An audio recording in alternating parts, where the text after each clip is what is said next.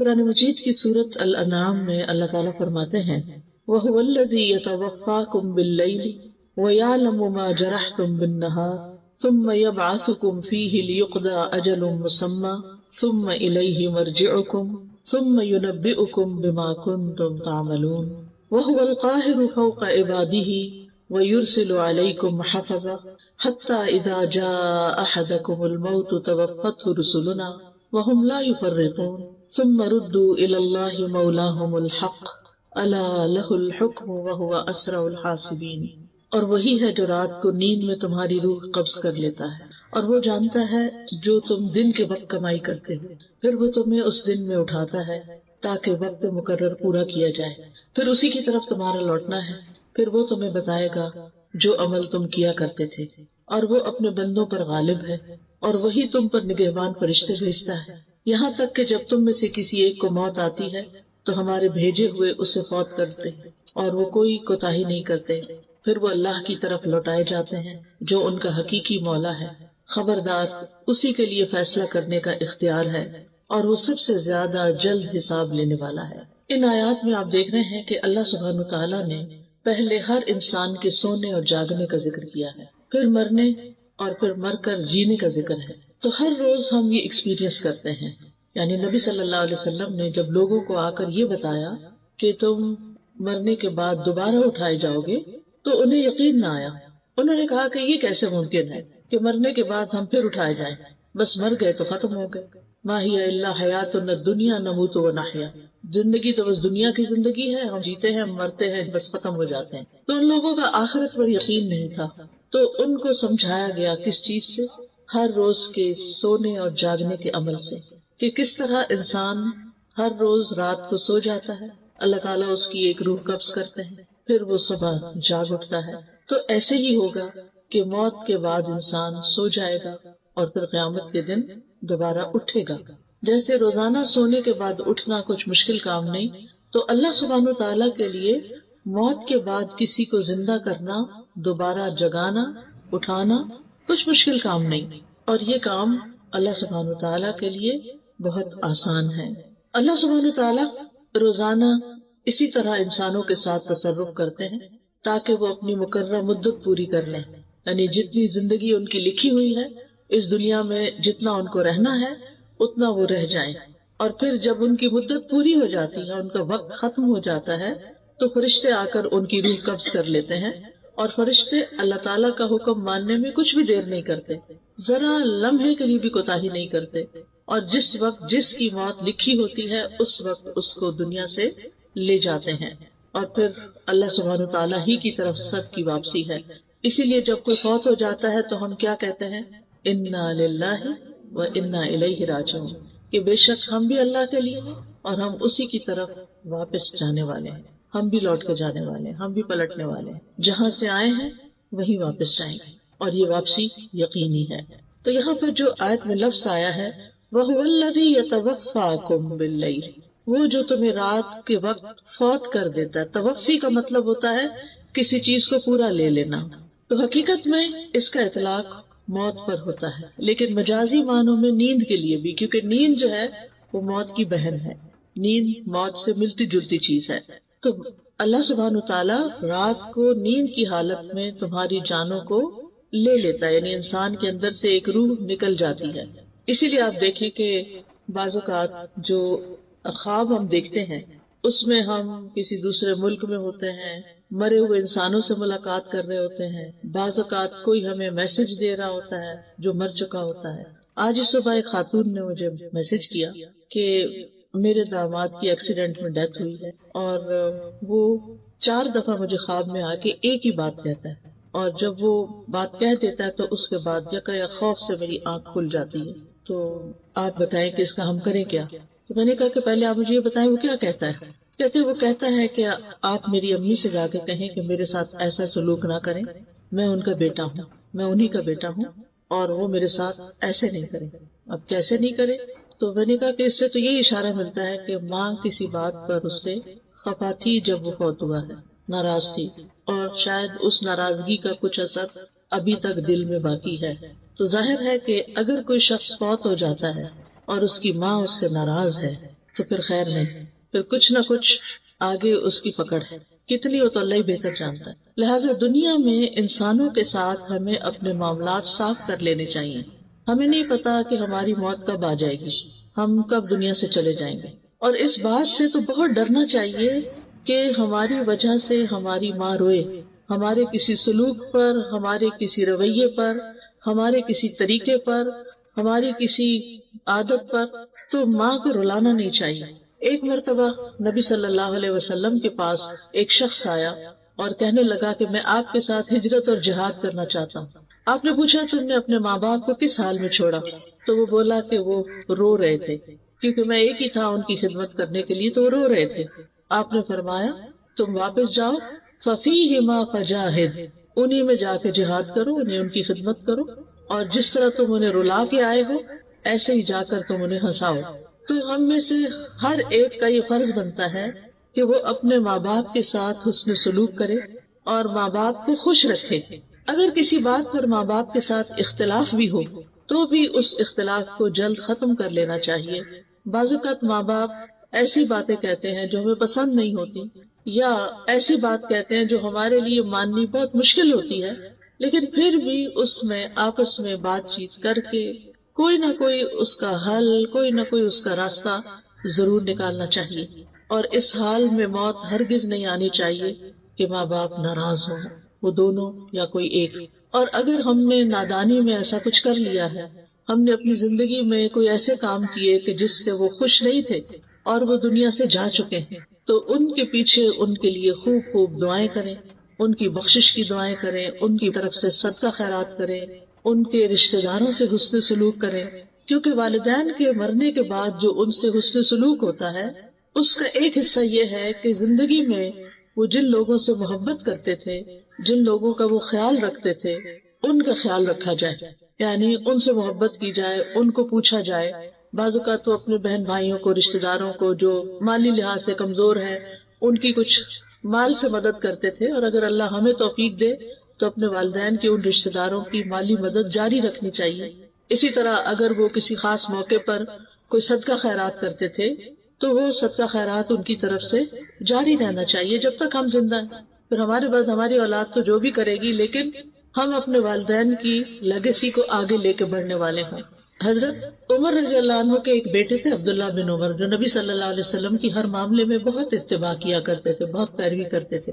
تو ایک بار وہ حج پہ جا رہے تھے، ان کا طریقہ یہ تھا کہ جب حج پہ جاتے تھے تو اونٹ کے ساتھ ساتھ اپنا گدھا بھی رکھتے تھے۔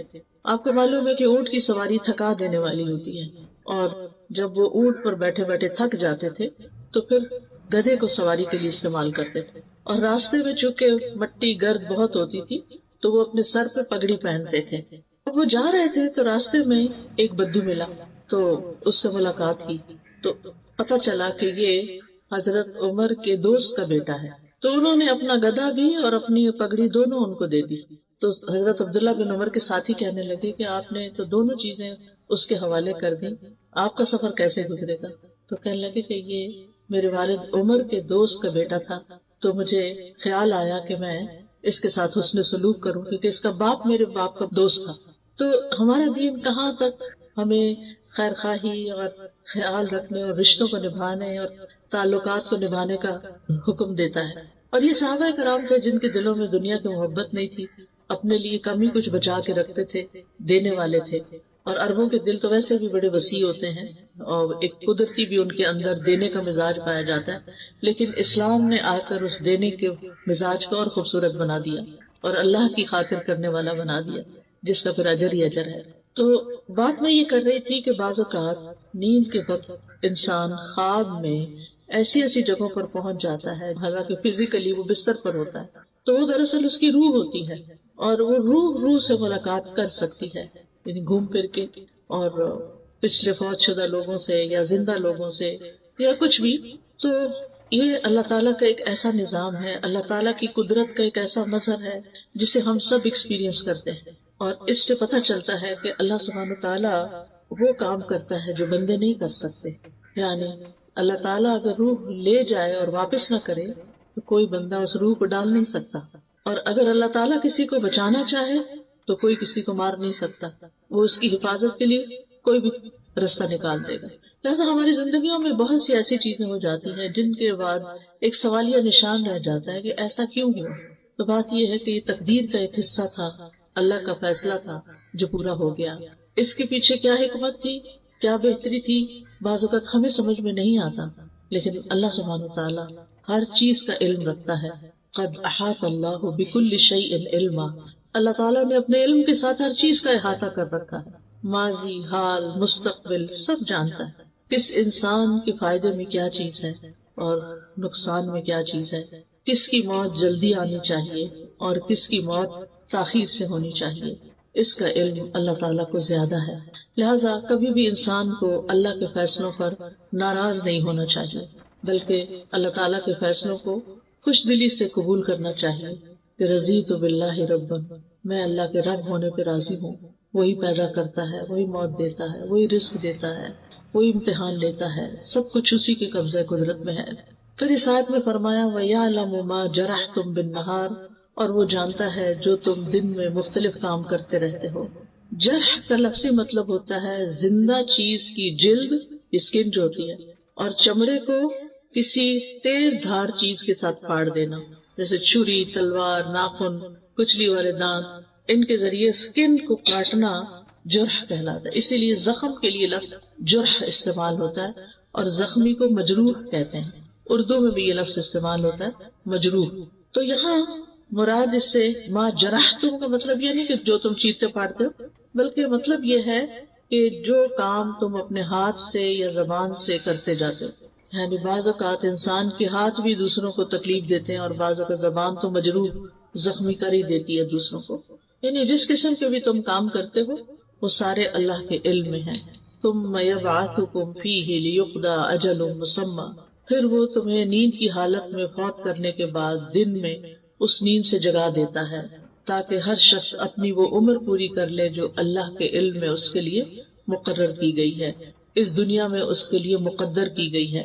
تو اللہ سبحانہ تعالیٰ نے انسانوں کی تقدیر زمین آسمان کی پیدائش سے بھی 50,000 سال پہلے لکھی. یہ اس کا علم تھا کہ وہ کیا پیدا کرنے والا ہے، اس کو پہلے سے پتا تھا، اور وہ پیدا ہونے کے بعد کیا کرے گا، یعنی کون سی چیز کیسی ہوگی، یہ بھی اس کے علم میں تھا. ایک پتا بھی گرتا ہے تو وہ اللہ کے علم میں ہوتا ہے. تو بعض اوقات میں جب کسی درخت کو دیکھتی ہوں تو حیران ہو جاتی ہوں کہ اس کے پتوں کا ہم احاطہ نہیں کر سکتے صرف ایک درخت. یعنی کچھ درخت اتنے گھنے ہوتے ہیں جیسے بیری کا درخت ہے یا اور بھی کئی درخت ہوتے ہیں، ٹالی وغیرہ ہوتی ہے، اگر ہم ان کو گننا چاہیں نا تو ہمارے دل لگ جائیں گے ان کو، اور پھر بھی شاید غلطی کر جائیں. اور یہ سارے جھڑتے ہیں اور پھر زمین میں گل مل جاتے ہیں، پھر نئے پتے آ جاتے ہیں، سال ہر سال تک یہی کچھ ہوتا رہا. یہ سب کچھ اللہ کو پہلے سے پتا تھا کہ یہ درخت فلاں جگہ لگے گا اور اس پر ہر سال اتنے پتے آئیں گے، اس درخت کی عمر اتنے سال.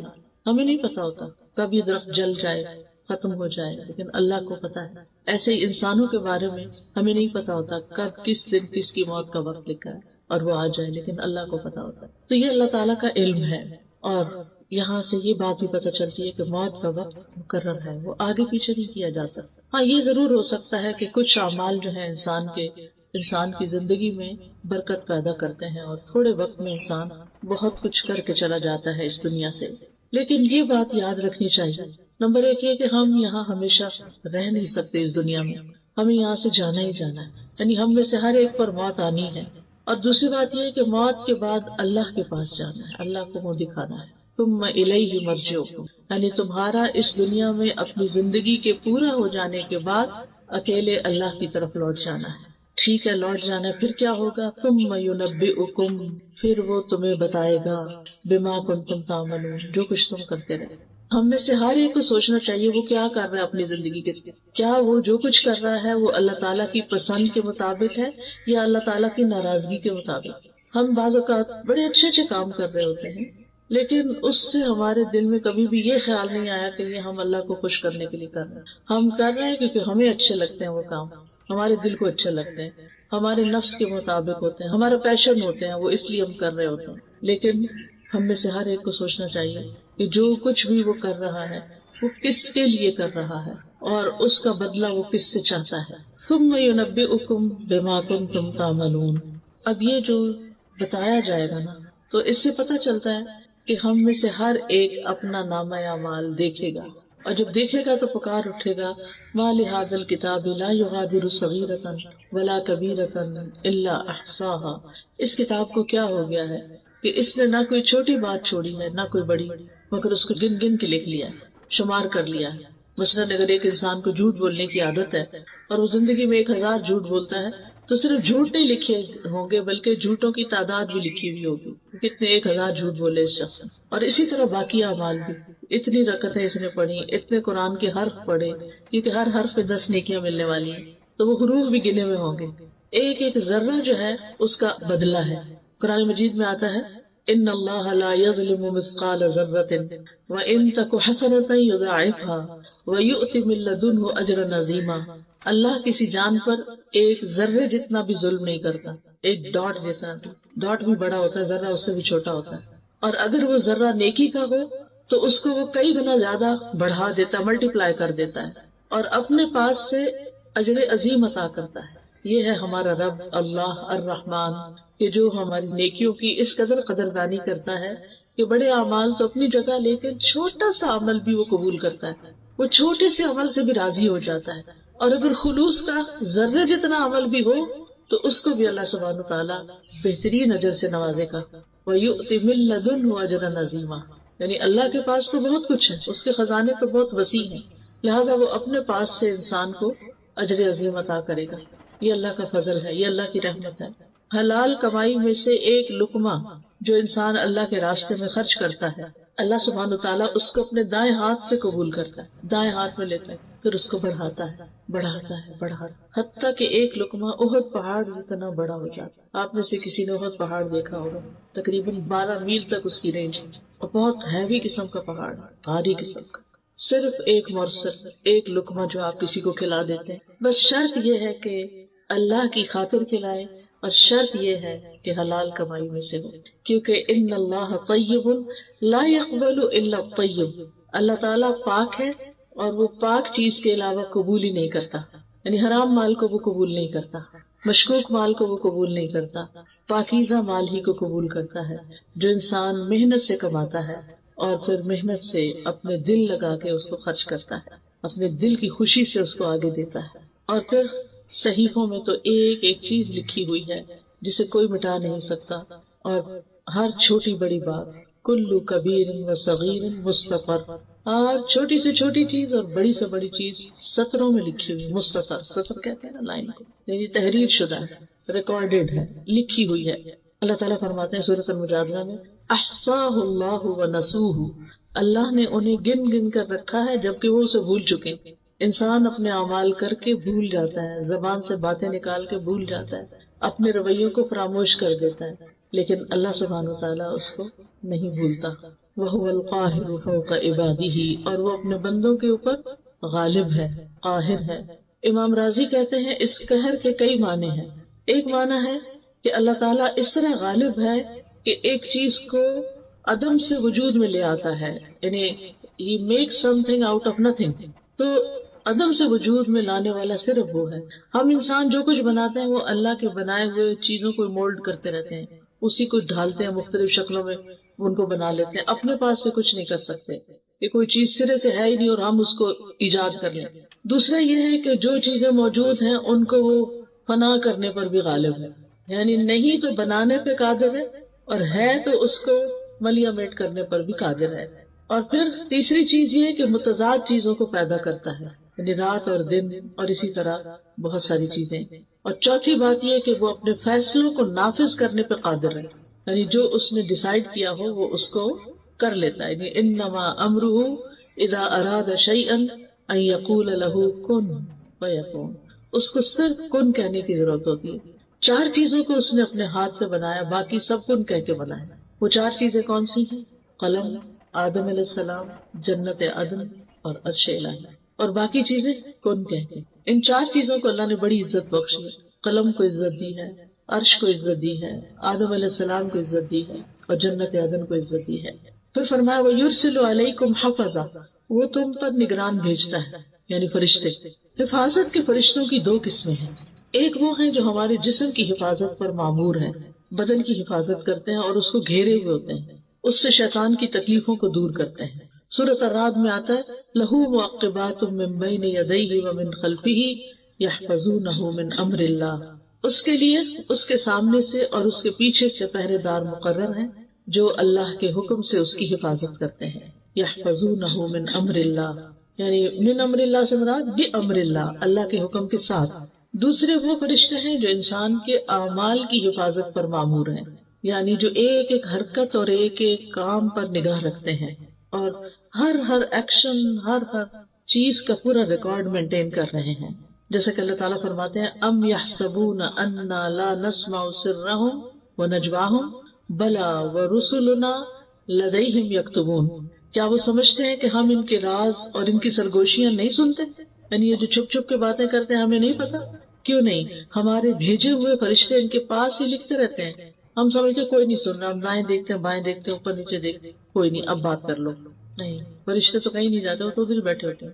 آپ شروع کرتے ہیں لکھ کے یا بول کے یا وسپر کر کے، وہ ساتھ ہی لکھنا شروع کر دیتے ہیں اور ریکارڈ کر لیتے ہیں. لہذا انسان کہیں بھی محفوظ نہیں ہے کہ وہ کہیں چھپ جائے یا اللہ سے بھاگ جائے. بھاگ کے دکھائے نہیں بھاگ سکتے، جانا تو اسی کے پاس ہے. کوئی موت سے نہیں بھاگ سکتا، کوئی اللہ تعالیٰ کے حضور حاضر ہونے سے نہیں بھاگ سکتا. جو بھاگے گا اس کو پکڑ کر اللہ کے حضور حاضر کر دیا جائے گا. اور ان فرشتوں کو حافظین بھی کہا گیا ہے، وَإِنَّ عَلَيْكُمْ لَحَافِظِينَ كِرَامًا كَاتِبِينَ يَعْلَمُونَ مَا تَفْعَلُونَ، اور بے شک تم پر یقیناً نگران مقرر ہیں جو معزز لکھنے والے ہیں، وہ جانتے ہیں جو کچھ تم کرتے، ان کو سب پتا ہے، تمہارے کھلے چھپے ہر چیز کا انہیں علم ہے. اب سوال یہ پیدا ہوتا ہے کہ اللہ تعالیٰ نے فرشتوں کے ذریعے نامہ اعمال کیوں لکھوایا ہے؟ یعنی اللہ تعالیٰ کو اگر خود ہی پتا ہے تو پھر فرشتوں سے کیوں لکھوایا ہے؟ اس میں بندوں کے لیے شفقت اور نرمی ہے، کیونکہ جب ان کو پتا ہوگا کہ اللہ تعالیٰ خود نگرانی کر رہا ہے اور پھر یہ کہ فرشتے بھی لکھ رہے ہیں اور ان کا نامہ اعمال تیار کر رہے ہیں، اور یہ نامہ اعمال قیامت کے دن سب لوگوں کے سامنے انہیں پیش کیا جائے گا، یا دائیں ہاتھ میں دیا جائے گا یا بائیں ہاتھ میں دیا جائے گا، تو یہ اللہ تعالیٰ کی مہربانی ہے کہ پہلے سے ہی بتا دیا گیا ہے. اور اس طرح وہ اپنے اس نامہ اعمال کی حفاظت کرتے ہیں کہ یہ سب کے سامنے آ جائے گا تو اس کی بہت سخت شرمندگی ہوگی. تو مجھے اپنے ظاہر اور باطن کو ایک کر لینا چاہیے. یہ نہیں کہ میرے دو روپ ہوں، ڈبل فیس ہو، میں لوگوں کے سامنے کچھ ہوں، میں تنہائی میں کچھ ہوں، میں اپنوں میں کچھ اور ہوں اور کسی اور کے سامنے اور ہوں، اپنے گھر میں کچھ اور ہوں اور باہر کچھ اور ہوں. نہیں، انسان ہی رہے اور لوگوں سے زیادہ اپنے رب سے ڈرنے والا ہو. پھر فرمایا حتی اذا جاء احدکم الموت توفته رسلنا، یہاں تک کہ جب ان میں سے کسی کی موت کا وقت آ جاتا ہے تو ہمارے فرشتے جو اس سلسلے میں مقرر ہیں وہ اس کو پورا لے لیتے ہیں.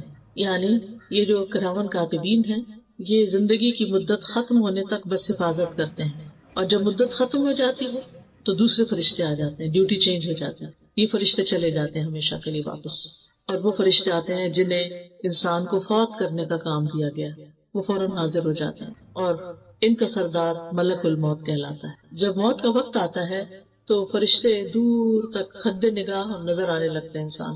آپ نے دیکھا ہوگا کہ کئی مریض یہ بھی کہتے ہیں کہ بہت لوگ آ گئے ہیں، جگہ بناؤ، کھڑکی کھول دو، دروازہ کھول دو، پیچھے ہٹ جاؤ، جگہ بناؤ. یہ اکثر سننے کو ملتا ہے، یعنی مرنے والا اس طرح کی باتیں کر رہا ہوتا ہے. تو مومن کی روح جب فرشتے لینے آتے ہیں تو حد نگاہ تک فرشتے، اور وہ نورانی چہروں والے ہوتے ہیں، خوبصورت فرشتے ہوتے ہیں جس کی وجہ سے میت کو ایک اطمینان ہو جاتا ہے. پھر ملک الموت آتے ہیں اور وہ فرشتوں کے سردار ہیں جو موت کا کام کرتے ہیں، اور وہ اس کے سرہانے کے پاس بیٹھ جاتے ہیں اور کہتے ہیں یا ایتھا النفس المطمئنہ ارجعی الی ربک راضیۃ مرضیہ فادخلی فی عبادی وادخلی جنتی ایھا الروح الطیب اخرجی من جسد طیب. اے پاک روح، پاکیزہ جسم سے باہر آ جاؤ.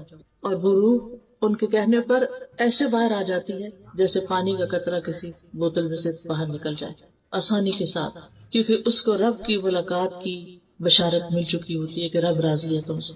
تو وہ خوش ہو جاتی ہے کہ اب آگے مشکل نہیں ہے، اب جانا چاہیے. پھر اس کو دنیا سے زیادہ آخرت کی محبت لگ جاتی ہے. تو ایسے بندے سے اللہ تعالیٰ بھی ملنا چاہتا ہے جو اللہ کی ملاقات کی خواہش رکھتا ہو.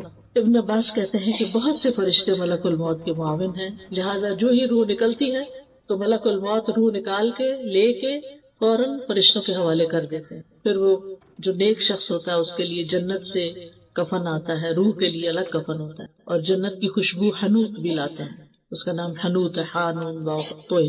تو وہ اس خوشبودار کفن میں اس کی روح لپیٹتے ہیں اور اس کو لے جاتے ہیں فوراً.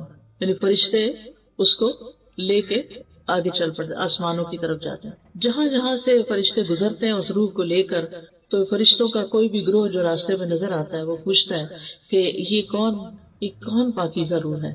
یعنی اس کی خوشبو کی وجہ سے اور اس کے احترام کی وجہ سے تو پتہ چلتا ہے کہ یہ تو فلاں، جو دنیا میں اس کا سب سے اچھا نام تھا، عزت سے جس نام سے اس کو بلایا جاتا تھا، اس نام کے ساتھ بتایا جاتا ہے کہ فلاں کی روح جا رہی. حتیٰ کہ وہ پہلے آسمان تک پہنچتی ہے، پھر وہ دروازہ کھٹکھٹاتے ہیں، پھر وہ پوچھتے ہیں کہ کون ہے، تو بتایا جاتا ہے کہ فلاں کی روح ہے. پھر دروازہ کھول دیا جاتا ہے اور کرتے کرتے اس طرح 7ویں آسمان پہ پہنچ جاتی ہے، علیین، اعلیٰ علیین میں پہنچ جاتی ہے. تو بہرحال دنیا میں جسم کو نہلایا دھلایا جاتا ہے اور پھر قبر میں لٹایا جاتا ہے اور پھر اس کی روح واپس آتی ہے اس کے جسم میں اور پھر حساب کتاب. وَهُمْ لَا يُفَرِّطُونَ، اور وہ روح نکالنے میں کوئی کمی نہیں کرتے، یعنی وقت مقرر سے پہلے نہیں جاتے اور موت کا وقت پورا ہونے کے بعد تاخیر نہیں کرتے. یعنی اپنی ڈیوٹی پرفیکٹلی انجام دیتے ہیں، کوئی کوتاہی نہیں کرتے، نہ پہلے جاتے ہیں نہ لیٹ جاتے ہیں، عین ٹائم پر. اور پھر یہ بھی مانا کیا گیا ہے کہ روح کو اس کے مقام تک پہنچانے میں کوئی کمی نہیں کرتے. اگر وہ اعلیٰ علیین سے تعلق رکھتا ہے تو وہاں لے جاتے ہیں اس کو، اور اگر کوئی برا انسان ہے، بدکار انسان ہے، تو اس کو سجین میں بھی لے جاتے ہیں، کیونکہ آسمان کے دروازے ایسے لوگوں کے لیے کھلتے ہی نہیں اور ان کو پٹخا مارا جاتا ہے اور سجین میں ان کی روح جاتی ہے. اور سجین ایک قید خانہ ہے. سجین کے بارے میں عام طور پر لوگوں کے اندر غلط فہمی پائی جاتی ہے. اس میں ہم دیکھتے ہیں کہ علماء جو ہیں سجین کے 2 معنی کرتے ہیں. ایک تو وہ جو قرآن مجید میں آتا ہے کلا ان کتاب الابرار لفی علیین، اور پھر اسی طرح لفی سجین جو برے لوگوں کا نام ہے ہمارا.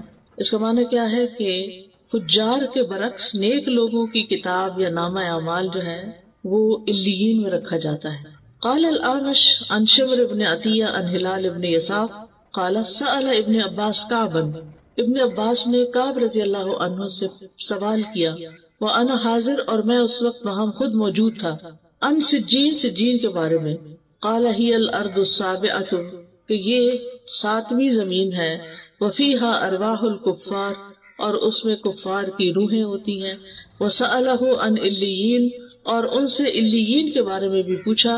فقال هي السماء السابعة، تو انہوں نے کہا کہ یہ 7واں آسمان ہے. وفيها ارواح المؤمنین، اور اس میں مومنوں کی روحیں ہیں.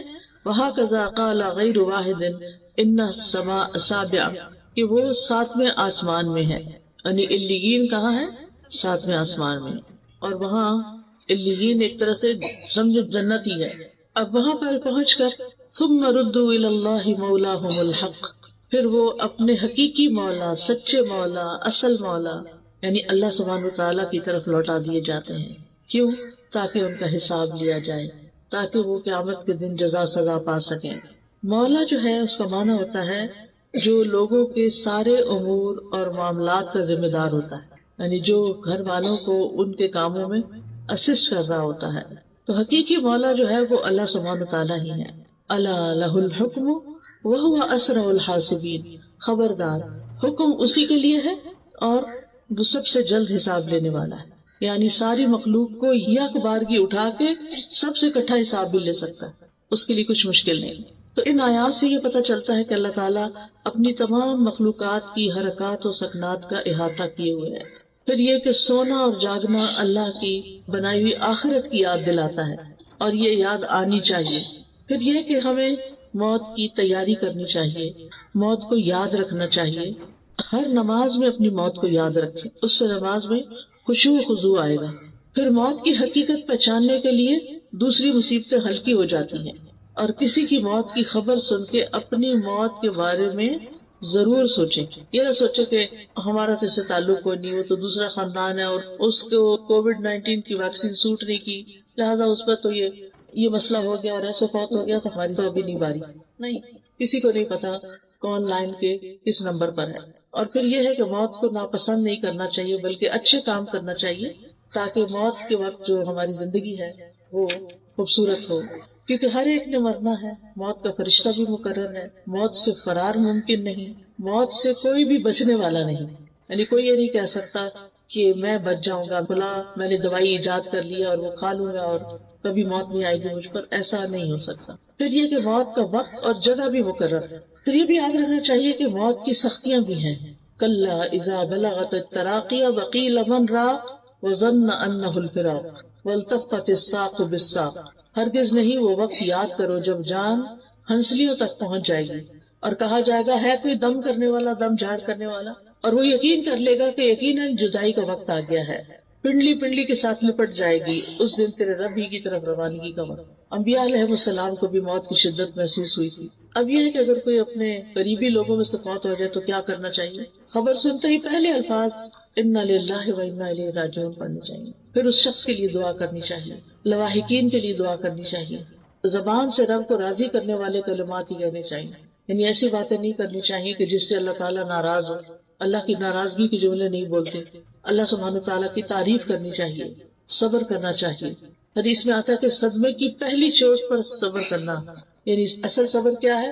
جب چوٹ لگے تو اس وقت صبر کرے انسان، یہ نہیں کہ پہلے رونا دھونا مچا لے، چیخ چلا لے، پھر بعد میں کہ میں نے اب صبر کر لیا، وہ تو سب کو ہی آ جاتا ہے۔ یہ یاد رکھنا چاہیے کہ صبر کرنے سے اجر مل جائے گا، انما یوفی الصابرون اجرہم بغیر حساب، اور بے صبری کرنے سے کچھ بھی نہیں ملے گا، بلکہ اگر بے صبری میں اللہ تعالیٰ کی ناراضگی کے کلمات منہ سے نکل گئے تو الٹا شامت آ جائے گی۔ پھر یہ کہ ایک دوسرے کو صبر کی تلقین کرنی چاہیے، غم کے موقع پہ جزا فضا نہیں کرنی چاہیے، نوحہ نہیں کرنا چاہیے۔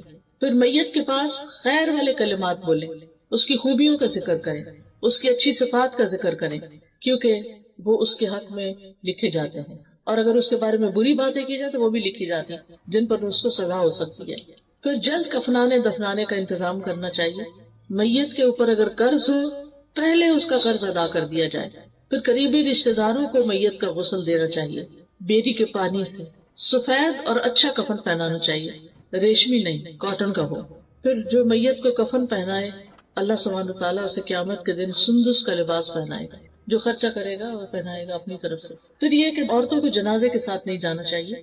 پھر دفنانے کے بعد رک کے میت کی بخشش کی دعا کرنی چاہیے، اور رشتہ داروں کو تو بعد میں ہر روز خود اپنی نمازوں کے بعد دعا کر لینی چاہیے، کیونکہ میت کو سب سے زیادہ بخشش کی دعا چاہیے ہوتی ہے۔ حدیث میں آتا ہے نبی صلی اللہ علیہ وسلم جب میت کو دفن کر کے فارغ ہو جاتے تو اس کی قبر پر رکتے اور فرماتے اپنے بھائی کے لیے استغفار کرو۔ پھر اولاد کی دعا جو ہے وہ والد کے حق میں قبول ہوتی ہے۔ اولاد کی دعا میت کی یعنی اپنے والدین کی درجات کی بلندی کا باعث بھی ہوتی ہے۔ 3 اعمال کے علاوہ باقی اعمال کے سلسلے ختم ہو جاتے ہیں، صدقہ جاریہ، یا وہ علم جس سے نفع اٹھایا جا رہا ہے، یا وہ نیک اولاد جو اس کے لیے پیچھے سے دعائیں کرے، بس۔ پھر خیر کا کوئی کام بھی اس کی طرف سے کیا جائے گا تو اس کو ثواب ملے گا انشاءاللہ۔ پھر میت کی طرف سے صدقہ بھی کرنا چاہیے۔ اس میں حضرت عائشہ سے روایت ہے کہ ایک آدمی نے پوچھا کہ میری ماں صدقہ کرنا بہت پسند کرتی تھی، اگر میں اس کی طرف سے کروں تو کیا مجھے فائدہ ہوگا؟ تو آپ نے فرمایا ہاں۔ ابن عباس کہتے ہیں کہ سعد بن عبادہ کی والدہ ان کی غیر موجودگی میں فوت ہوگی۔ انہوں نے عرض کیا اللہ کے رسول صلی اللہ علیہ وسلم میری والدہ فوت ہو گئی اور میں موجود نہیں تھا، کیا ان کی طرف سے میرا صدقہ کرنا ان کو فائدہ دے گا؟ آپ نے فرمایا ہاں۔ تو سعد نے کہا میں آپ کو گواہ بناتا ہوں کہ میرا پھلدار باغ ان کی طرف سے صدقہ ہے۔ پھر میت کے چھٹے ہوئے روزے رکھنے چاہیے جو ان کے وارثین وغیرہ ہوں۔ پھر میت کی طرف سے ہو ممکن تو حج بھی کیا جائے، اور پھر یہ کہ دعا میں اللہ تعالیٰ نے بہت فائدہ رکھا ہے، دعائیں خوب کرنی چاہیے آخرت کی کامیابی کے لیے، امتحان میں ثابت قدمی کے لیے، کیونکہ انسان جیسے دنیا میں بھی نروس ہو جاتا ہے نا امتحان میں، تو آخرت کا امتحان تو اس سے بھی سخت ہے۔ تو اللہ تعالیٰ ان لوگوں کو ثابت قدمی عطا فرمائے گا جو نیک باتوں کے ساتھ اس دنیا میں ثابت قدم رہتے ہیں۔ یثبت اللہ الذین آمنوا بالقول الثابت فی الحیات الدنیا وفی الآخرہ۔ تو اللہ تعالیٰ سے دعا ہے کہ وہ ہمیں ہدایت کے راستے پر ثابت قدمی عطا فرمائے تاکہ جب ہم اس سے ملیں تو وہ ہم سے راضی ہو جائے۔ وآخر دعوانا ان الحمد للہ رب العالمین۔